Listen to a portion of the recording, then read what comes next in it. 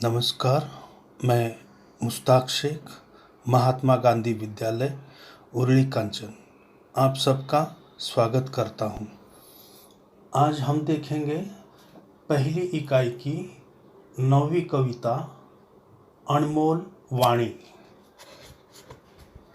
इसकी विधा है दोहे और पद।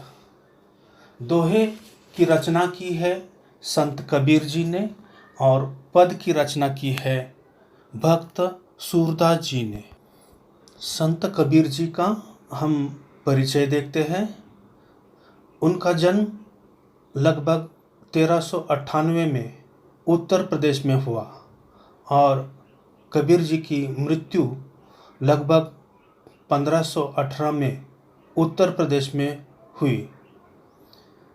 कबीर जी भक्तकालीन निर्गुण काव्यधारा के संत कवि कबीर मानवता एवं समता के प्रबल समर्थक थे। कबीर जी की प्रमुख कृतियां हैं साखी, सबद, रमैनी।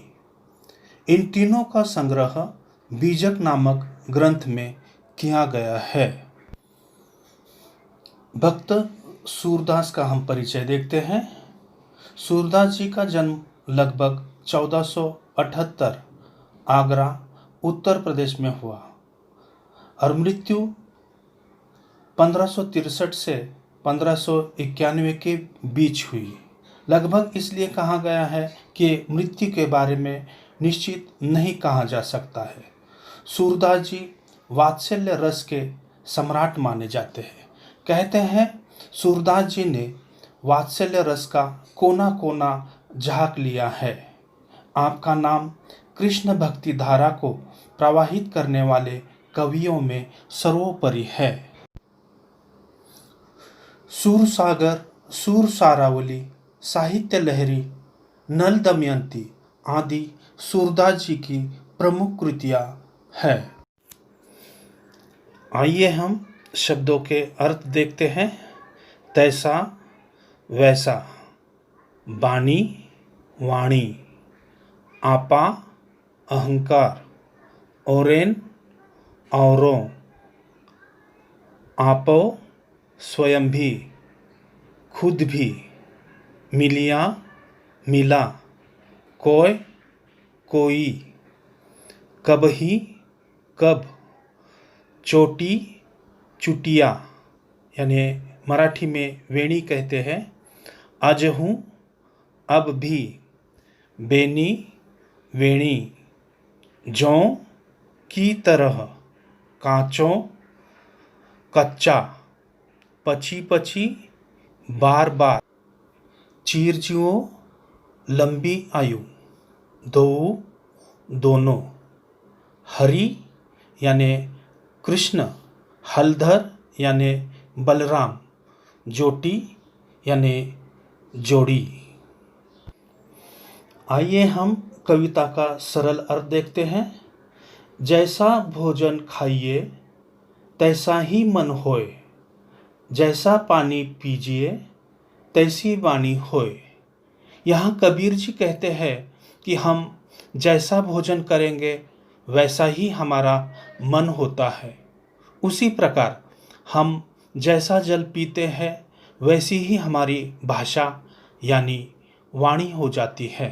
अर्थात सादा, शुद्ध, सात्विक आहार और पवित्र जल ग्रहण करने से हमारा मन और वाणी पवित्र होते हैं।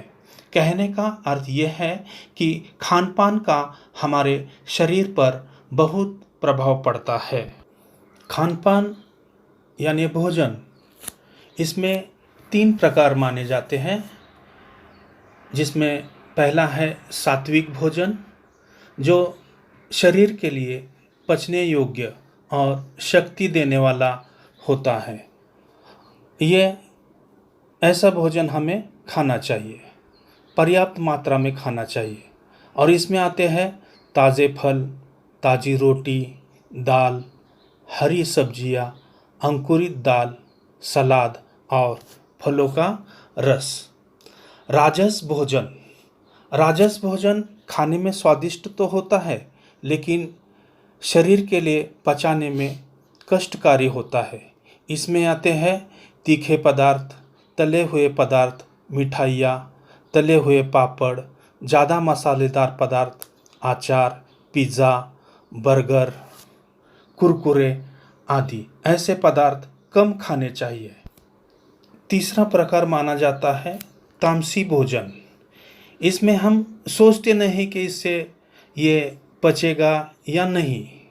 इसमें आते हैं बासी पदार्थ, बचा खुचा खाना, गंदगी के साथ खाया जाने वाला खाना, मांस आदि। ये पदार्थ जो है यानी तामसी भोजन हमें नहीं खाना चाहिए। ऐसी बानी बोलिए मन का आपा खोए, औरन को शीतल करे आपो शीतल होए। कबीर जी कहते हैं हमें मान और अहंकार का त्याग करके दूसरों से ऐसी मधुर और विनम्र वाणी में बात करनी चाहिए जिससे सुनने वाले को भी प्रसन्नता हो और साथ ही साथ स्वयं को भी प्रसन्नता हो। मीठी बोली दूसरों को तो सुख पहुंचाती ही है, इससे स्वयं को भी आनंद होता है। अर्थात मीठी बोली से दिल जीते जाते हैं। बुरा जो देखन मैं चला, बुरा न मिलिया कोई, जो दिल खोजा अपना, मुझसा बुरा न कोई। यहाँ कबीर जी कहते हैं कि मैं पूरा जीवन दूसरों के अवगुण देखने में ही लगा रहा, पर मुझे कोई बुरा आदमी नहीं दिखाई दिया। लेकिन जब मैंने आत्मविश्लेषण किया, अर्थात अपने मन में झांक कर देखा, तो पाया कि मुझसे बुरा कोई इंसान नहीं है। मैं ही सबसे बुरा और स्वार्थी हूँ। अर्थात हम लोग दूसरों में बुराइयां ढूंढते रहते हैं। अगर अपने अंदर झांक कर देखें तो पाएंगे कि हम ही सबसे बुरे इंसान हैं। मैया कभी बढ़ेगी चोटी, कितनी बार मोही दूध पियत भई, या अजहू है छोटी। सूरदास जी कहते हैं बालक कृष्ण माता यशोदा से बाल सुलभ वाणी में पूछते हैं, माँ मेरी चोटी कब बढ़ेगी? तुम तो कहती थी कि दूध पीने से मेरी चोटी बढ़ जाएगी। मुझे तो दूध पीते हुए बहुत समय हो गया, पर यह आज भी छोटी की छोटी ही है। तू जो कहती बल्कि बेनी जो हवे है लांबी मोटी, कांचो दूध पियावत पची पची, देत न माखन रोटी। इसका अर्थ है तुम तो कह रही थी कि दूध पीने से मेरी चोटी भाई बलदाऊ की चोटी की तरह खूब लंबी और मोटी हो जाएगी। इस बहाने तुम बार बार मुझे कच्चा दूध पिलाती हो और मुझे मक्खन रोटी खाने को नहीं देती हो।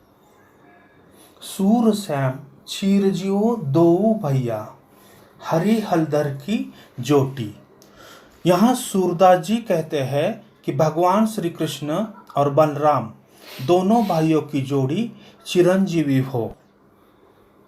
उम्मीद करता हूँ ये कविता आप समझ गए होंगे। धन्यवाद।